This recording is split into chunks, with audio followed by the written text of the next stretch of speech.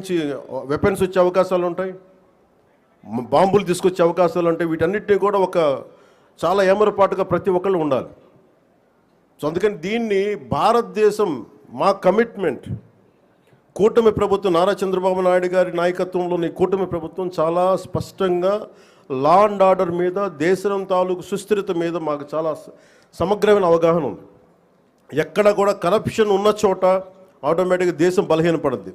అలాంటి పరిస్థితుల్లో లేకుండా ఉండాలని మేము సాయశక్తిలో ప్రయత్నం చేస్తాం. వాటన్నిటికంటే కూడా ప్రజలు నేను కోరుకునేది, మీరు ఎరుకుతో ఉన్నంతకాలం అంటే డెమోక్రసీ ఈజ్ ఎటర్నల్ విజిలెన్స్ అంటే మీరు నిరంతర పహారా కాసే తప్ప ప్రజాస్వామ్యం బలపడదు.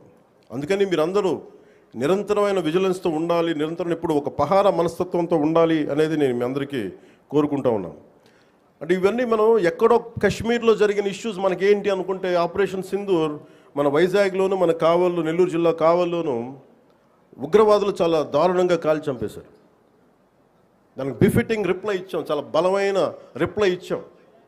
కానీ మనం పెట్టుకోవాల్సింది, మన లోపల ఉన్న దేశాన్ని సుస్థిరతని దెబ్బతీసే ప్రతి ఒక్క వ్యక్తిని కూడా మనం దృష్టి పెట్టాలి, దృష్టి సారించాలి.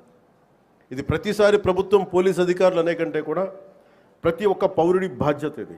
నేను నా వంతు బాధ్యతను నిర్వర్తిస్తున్నాను. అలాగే ప్రతి ఒక్కరు కూడా మీ వంతు బాధ్యతని నిర్వర్తించాల్సిందిగా మనస్ఫూర్తిగా నేను కోరుకుంటా ఉన్నాను.